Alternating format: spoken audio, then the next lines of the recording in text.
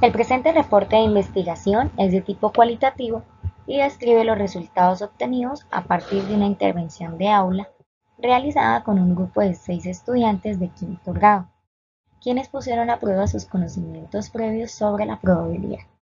Entre los principales hallazgos se encuentra que los estudiantes inciden en el error de la heurística de la representatividad, el sesgo de probabilidad y la ley de los pequeños números. Esta se fundamentó en la teoría cognitiva de Piaget y en la teoría del recuento de Hellman y Gallistei. Planteé como objetivo diseñar y aplicar una intervención de aula basada en el juego Cruza el río para caracterizar el razonamiento probabilístico en estudiantes de quinto grado. En cuanto a nuestro marco teórico, tenemos que el azar y la probabilidad es de suma importancia debido a su relación con el mundo global, puesto que la encontramos en muchas áreas de estudio como son el deporte, la economía, en los juegos y en el desempeño laboral. Además, que gracias a la probabilidad se han comprendido diversos métodos estadísticos que son utilizados en diferentes campos como el científico, profesional y social. Godino, Batanero y Cañizares, 1991. También se establece que anteriormente la importancia que se le daba al estudio de la estadística y probabilidad en primaria era muy poco. Sin embargo, últimamente se han realizado más investigaciones donde se garantiza la relevancia e importancia del mismo en grados primarios. Desde otra mirada y de mayor importancia, mediante los estándares de mi país, Colombia, se hace énfasis en la necesidad del desarrollo del pensamiento probabilístico en los grados de primaria, tal como se refleja en el currículo escolar cuando los estudiantes clasifican y organizan datos describiendo algunas situaciones y eventos a partir de ciertos datos dados, además de predecir la posibilidad de ocurrencia de un suceso e interpretar información presentada en las diferentes tablas. Esto es traído de MEI 1998, que es el Ministerio de Educación Nacional. En cuanto a las dos teorías, son Piaget e Inelder y de Fishman, citados por Batanero, 2013. Procesos cognitivos implicados en la comprensión y en la aplicación de los conceptos de las leyes de azar y la probabilidad según Inelder y Piaget. Ellos mencionan que los estudiantes indagan acerca de los sucesos probables, no probables, más probables y menos probables. Y además dar a conocer que el sujeto construye de forma activa su propio conocimiento mediante la exploración del mundo natural en el que se desenvuelve. Piaget establece 4 etapas, sin embargo, hablaremos de 2 de ellas, que es el periodo de operaciones concretas, que va de los 7 a 11 años, y establece que el niño va evolucionando en su educación primaria, apareciendo la comprensión de lo reversible y los principios de conservación. Por otra parte, el periodo de operaciones formales menciona que los niños son capaces de manipular las representaciones simbólicas, formular hipótesis y establecer conclusiones, que esto es fundamental en estadística. Posteriormente,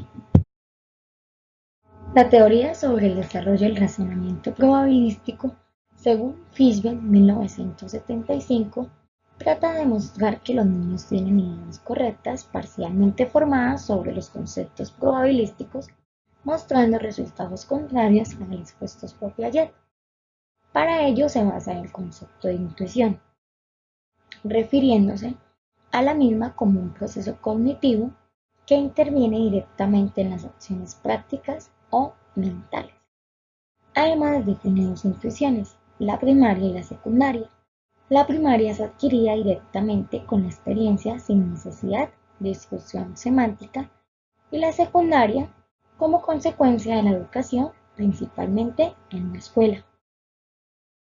Fishman establece 6 razonamientos que muestran un pensamiento probabilístico incorrecto en el estudiante. Estos son: heurística de la representatividad. Este consiste en evaluar la probabilidad de un suceso basado en la representatividad del mismo respecto a la población que proviene. B.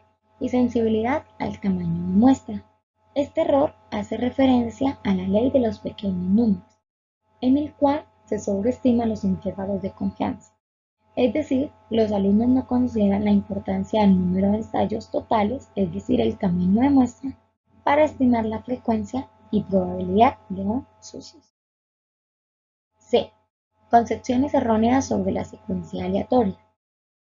Este es un proceso aleatorio donde se espera que una parte de la trayectoria represente fielmente el proceso. Es decir, a partir de los diferentes resultados, el estudiante empieza a crear secuencias aleatorias. Si una vez sale 1, luego 1, luego 1, entonces van a establecer que va a salir muchas veces el 1. O si sale el 1, el 2, el 3, el 4, entonces empiezan a establecer secuencias pares e impares, entre otras más. El sesgo de equiprobabilidad se hace presente cuando los sujetos consideran que el resultado del experimento depende del azar y en consecuencia todos los posibles resultados son equiprobables. E. Enfoque en el resultado aislado. Este error está enfocado en cómo el estudiante interpreta las preguntas que se plantean acerca de la probabilidad. En este sesgo, los estudiantes tienen una mala interpretación de preguntas probabilísticas, tomándolas como no probabilísticas. Falacia del jugador. La falacia del jugador se encuentra dividido en dos: falacia del jugador tipo 1 y la falacia del jugador tipo 2. La del tipo 1 es la creencia de que la probabilidad es un suceso futuro, aumenta cuanto mayor es la racha anterior del suceso contrario.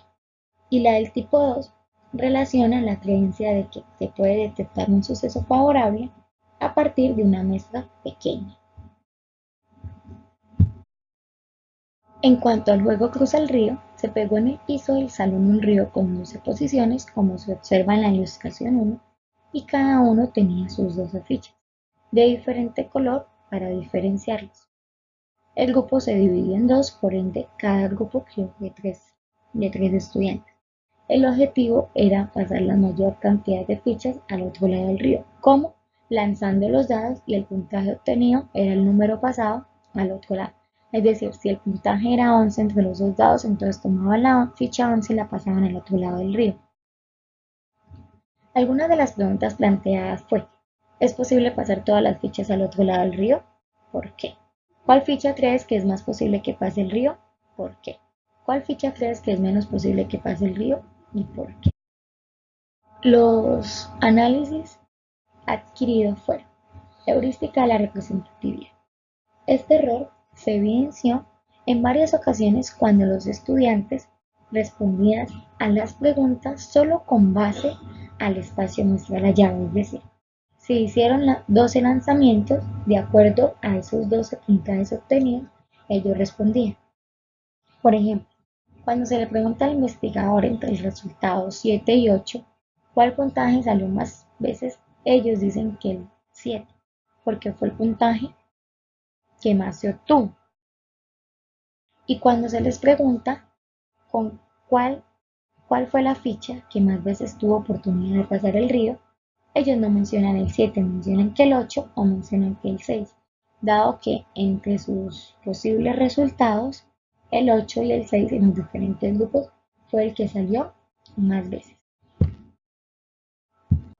Asimismo, cuando se le pregunta a los estudiantes cuál puntaje es más probable que salga, el 8 o el 6, ellos responden ambos, pues salieron igual número de veces al lanzar los dados, es decir, tienen en cuenta solo el espacio muestral que ellos hallaron al lanzar los dados, sin reflexionar un poco sobre los posibles casos y los casos favorables y los casos totales.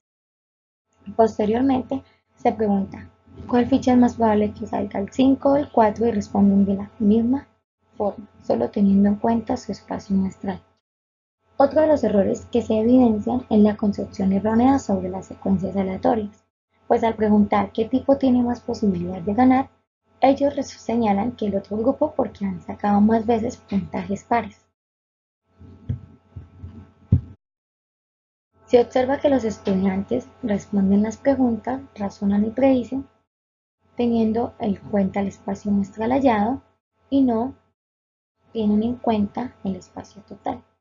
Luego caen en el error de la ley de los pequeños números, pues los estudiantes inducen que con pequeñas muestras se pueden representar las características de toda la población de la cual provienen, sin reflexionar y pensar en qué sucede si se realiza el mismo juego con muchos más lanzamientos.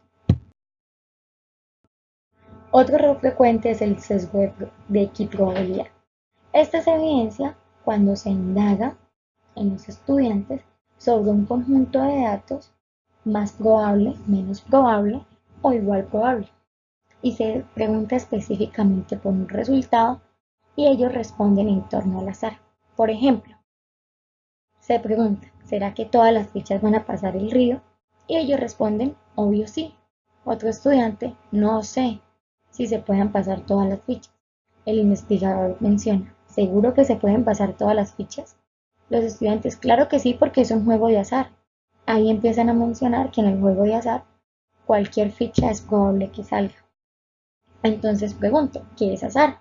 Ellos responden que no se sabe si puede pasar o no la ficha, por ende no se puede predecir y todas tienen la misma posibilidad de pasar. Lo anterior refleja que los estudiantes al principio de la actividad toman los posibles resultados como equiprobables, pues deduce que todos los puntajes tienen igual de oportunidad de cruzar el río. Además, estos resultados dependen del azar sin dar una mirada a las posibles combinaciones de los resultados. Por otra parte, se infiere que los estudiantes, a partir de pequeñas muestras, deducen que no se han desarrollado en la etapa de operaciones formales que da a conocer Piaget, pues no trabajan con la ley de los grandes números, obstaculizando así el desarrollo del pensamiento probabilístico. Pensamiento probabilístico desarrollado mediante. Para concluir el juego, se realizó la siguiente tabla en el tablero que muestra los puntajes obtenidos mediante los diferentes casos posibles, es decir, por ejemplo, ¿cómo se puede obtener el número 4? Entonces 2 más 2, 1 más 3 y 3 más 1. Se resalta que los estudiantes evidencian obviamente de que los dados son diferenciables. ¿Por qué? Porque para poder establecer que la pareja 1 más 3 es diferente a la pareja 3 más 1. En esta tabla se fue construyendo de manera conjunta con los estudiantes y se obtuvo la mostrada en pantalla. En cuanto a las diferentes preguntas que se realizaron, ellos ya empezaban a comparar lo dicho con el modelo teórico. Para ello se muestra la siguiente conversación investigador. Las conclusiones de ustedes es la misma que se establece mediante los datos del tablero. Ellos mencionan, pues sí, es más probable que salga una suma que de 7, lo que habíamos dicho al principio. Después de largos lanzamientos, ellos habían concluido que era el número 7, pero solo teniendo en cuenta los resultados hallados. Sin embargo, ahorita ya comparaban con los resultados obtenidos. Investigador, ¿cuál es el puntaje que más sale? El puntaje 7 porque hay más posibles opciones de hacer esta suma y señalan los valores en la tabla de datos. Por otra parte, se les pregunta cuál es el número que nunca sale y ellos mencionan que el 1, porque no es posible hacer una suma con los dados que de 1. Entonces ya se empiezan a desarrollar pensamiento como los sucesos más probables, los sucesos menos probables, que era lo que establecía Piaget. Investigador, ¿y cuáles son los puntajes que menos salen?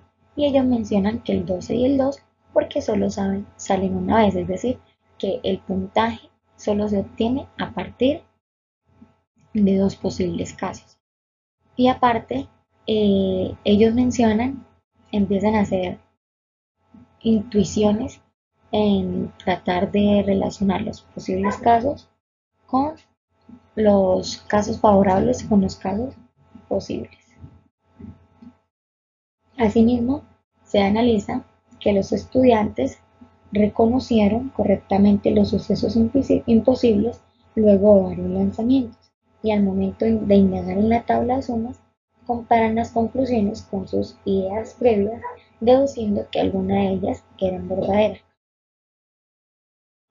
Asimismo, se logró que los estudiantes concluyeran cuál era el puntaje con mayor probabilidad y menor probabilidad.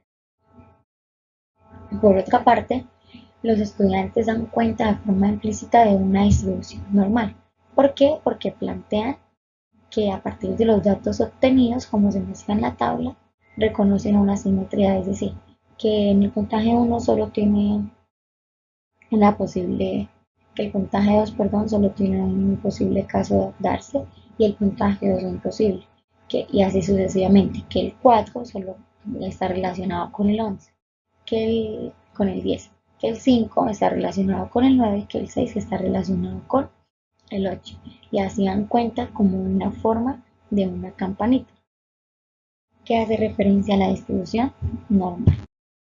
En conclusión, tenemos que los errores más comunes fueron los de la heurística de la representatividad, la insensibilidad del tamaño de muestra y el sesgo de equiprobabilidad. Por ende, es necesario reforzar estas temáticas desde el aula escolar, dado que se ha dejado a un lado y los estudiantes no logran llegar al periodo de operaciones formales como lo establecí ayer. Asimismo, se desarrolla el pensamiento probabilístico cuando los estudiantes logran identificar cuáles son los casos posibles, más probables, menos probables, y se dan cuenta de que necesitan un espacio muestral para poder conjeturar y poder hallar algunas conclusiones. No se obtienen resultados favorables al momento de asignar algún porcentaje a los sucesos posibles, es decir, no son capaces de identificar que 1 sobre 36 es un porcentaje que se puede adquirir para la obtención del puntaje 2 o el puntaje 12. Y finalmente, ya encontramos lo que son las referencias bibliográficas. Gracias. Y cualquier inquietud me pueden escribir.